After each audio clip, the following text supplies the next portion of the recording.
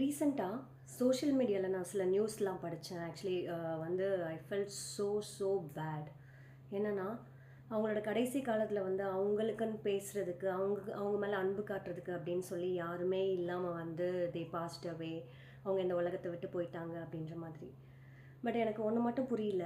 யாருமே இல்லை அப்படின்னு சொல்லிட்டு இந்த உலகத்தில் எத்தனையோ மனுஷங்க வந்து அவங்களே ஐசோலேட் பண்ணிக்கிட்டு தனியாக கஷ்டப்பட்டுட்டு இருக்காங்க. இத்தனை கோடி மக்கள் இருக்கிற இடத்துல உங்களுக்கான ஒரு பர்சன் இல்லாமலா போயிடுவாங்க? லைக் எந்த ரிலேஷன்ஷிப்பாக வேணா இருக்கட்டும், எப்படி வேணா இருக்கட்டும், உங்களை புரிஞ்சுக்கிட்ட ஒருத்தர் கண்டிப்பாக இந்த உலகத்தில் இருப்பாங்க.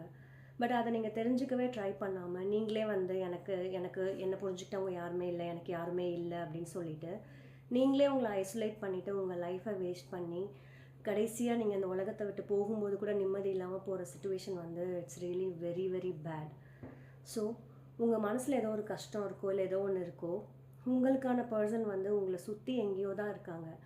It's that you have to just identify them. யார் உங்களை புரிஞ்சுக்கிறாங்க, யார்கிட்ட நீங்கள் வந்து பெட்டராக ஃபீல் பண்ணுறீங்க அப்படின்றத வந்து நீங்கள் புரிஞ்சுக்கணும். உங்களை சுற்றி தான் இருக்காங்க அவங்க ஃபார் ஷியோர்.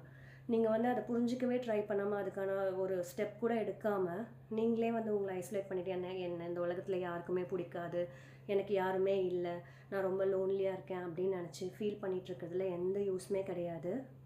எப்போ உங்களுக்கு யார்கிட்ட பேசணும்னு தோணுச்சுனாலும் please try to find who's your people and அவங்கக்கிட்ட மனசு விட்டு பேசுங்க. ஸோ தட் உங்களுக்கு இந்த டிப்ரெஷன், ஸ்ட்ரெஸ்ஸு அப்படின்றது எதுவுமே இருக்காது. Also you will be feeling free flow.